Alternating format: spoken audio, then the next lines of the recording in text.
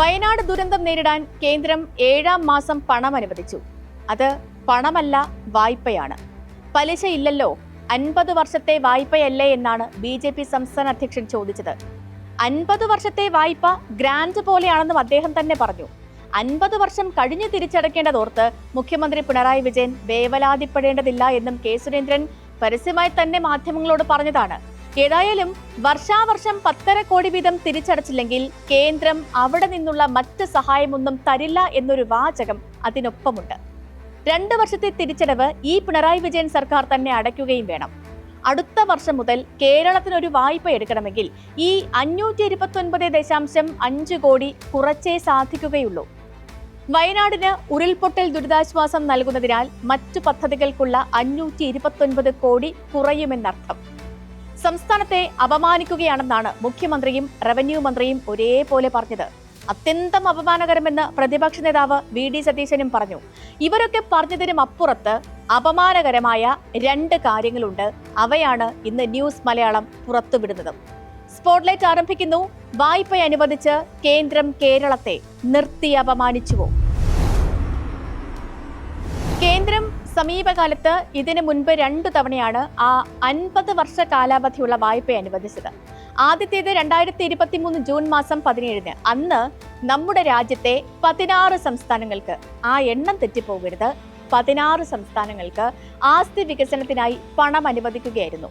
അങ്ങനെ അനുവദിച്ചത് 56,415 കോടി രൂപയാണ്. അതായത് ഇന്ന് കേരളത്തിന് അനുവദിച്ചതിന്റെ 100 മടങ്ങ്. ആ 16 സംസ്ഥാനങ്ങളുടെയും പട്ടിക ഇവിടെ കാണാം. അതിൽ എവിടെയെങ്കിലും കേരളം എന്ന പേരുണ്ടോ എന്നുകൂടി നോക്കണം. ആ 16 എണ്ണത്തിലും കേരളം ഇല്ലേയില്ല. ആ 16 സംസ്ഥാനങ്ങൾക്കും കിട്ടിയ തുക വായിച്ചു നോക്കൂ. ബീഹാറിന് 9,640 കോടി രൂപ, ഛത്തീസ്ഗഡിന് 3,195, ഗുജറാത്തിന് 3,478, കർണാടകത്തിന് 3,647, മധ്യപ്രദേശിന് 7,850, രാജസ്ഥാന് 6,026, പശ്ചിമ ബംഗാളിന് 7,523, തമിഴ്നാടിന് 4,079 എന്നിങ്ങനെയാണ്. ഈ പറഞ്ഞതെല്ലാം തന്നെ 1000 കോടിയുടെ കണക്കുമാണ്. ഈ 50 വർഷത്തെ വായ്പാ പദ്ധതിയിൽ കേരളം പെടാത്തതിന് പറഞ്ഞ ന്യായം എന്തായിരുന്നെന്നറിയോ? ഇവിടെ ആരോഗ്യ വിദ്യാഭ്യാസ രംഗത്ത് ലക്ഷ്യങ്ങൾ നേടിയെന്ന്, അതിനാൽ ഇനി ആവശ്യമില്ല എന്ന്. അങ്ങനെ കേരളത്തെ ഉൾപ്പെടുത്താത്ത ആ പട്ടികയിലേക്ക് 2 വർഷത്തിനു ശേഷം വെറും 529.5 കോടി കൂടി എഴുതി ചേർക്കുകയായിരുന്നോ? ഇത് ആസ്തി നിർമ്മാണമാണ്. അങ്ങനെയെങ്കിൽ ദുരിതാശ്വാസത്തിന് ഇങ്ങനെ വായ്പ അനുവദിക്കുന്ന പതിവുണ്ടോ? ദുരിതാശ്വാസത്തിന് കേന്ദ്രം 50 വർഷ വായ്പ അനുവദിച്ചിട്ടുണ്ട്. അത് പക്ഷേ സംസ്ഥാനങ്ങൾക്കല്ല, ആന്ധ്രാപ്രദേശിലെ പുകയില കർഷകർക്കാണ്. ചുഴലിക്കാറ്റിൽ വന്ന നഷ്ടം നേരിടാൻ 50 വർഷത്തെ വായ്പ. ആന്ധ്രയിലെ പുകയില കർഷകർക്കുള്ള വില മാത്രമാണ് ഇവിടെ കേരളത്തിനും കിട്ടിയത്. കേരളത്തിന് ഇപ്പോ ഇതിനു മുൻപ് 50 വർഷത്തെ കേന്ദ്ര വായ്പ കിട്ടിയിട്ടേയില്ല. കിട്ടിയിട്ടുണ്ട്, അത് 2021-ലാണ് 1015 കോടി രൂപ. പിന്നെയാണ് ഓരോ കാരണം പറഞ്ഞ് വെട്ടിനിരത്താൻ തുടങ്ങിയത്. 1.25 ലക്ഷം കോടി വിതരണം ചെയ്തപ്പോഴാണ് ആ തുക കിട്ടിയതും. പിന്നെ മറ്റൊരു ഘട്ടത്തിലും കിട്ടി. കൊച്ചി മെട്രോയ്ക്കും വിഴിഞ്ഞത്തിനുമായി 1059 കോടി അനുവദിച്ചതും 50 വർഷത്തെ കേന്ദ്ര വായ്പയാണ്. ഇതെല്ലാം അടിസ്ഥാന സൗകര്യ വികസന പദ്ധതികളാണ്. വയനാട്ടിൽ നടക്കുന്നത് ഒരു ദുരന്ത പുനർനിർമ്മാണവും പുനരധിവാസവുമാണ്. അതിന് നൽകേണ്ടത് വായ്പയാണോ എന്നുള്ളതാണ് ഉയരുന്ന ചോദ്യം. മറ്റു സംസ്ഥാനങ്ങൾക്കെല്ലാം കേന്ദ്ര ദുരിതാശ്വാസ നിധിയിൽ നിന്നാണ് അധിക തുക അനുവദിക്കുന്നത്. ഈ വർഷം മാത്രം 4,050 കോടി രൂപ ഇങ്ങനെ അധികമായി അനുവദിച്ചു. കർണാടകയ്ക്ക് കേന്ദ്രം കൂടുതലായി കൊടുത്തത് 3,454 കോടി രൂപയാണ്. ഇതുകൂടാതെ അഗ്നിശമന സേന നവീകരിക്കാൻ 757 കോടി അനുവദിച്ചത് മിക്ക സംസ്ഥാനങ്ങൾക്കും കിട്ടി. പക്ഷെ അതിലും കേരളം ഉൾപ്പെട്ടിട്ടില്ല.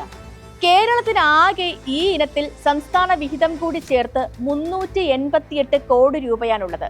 അതാണെങ്കിൽ വയനാടിന് മാത്രമായി ചെലവഴിക്കാൻ അനുവാദമില്ലാത്ത തുകയുമാണ്.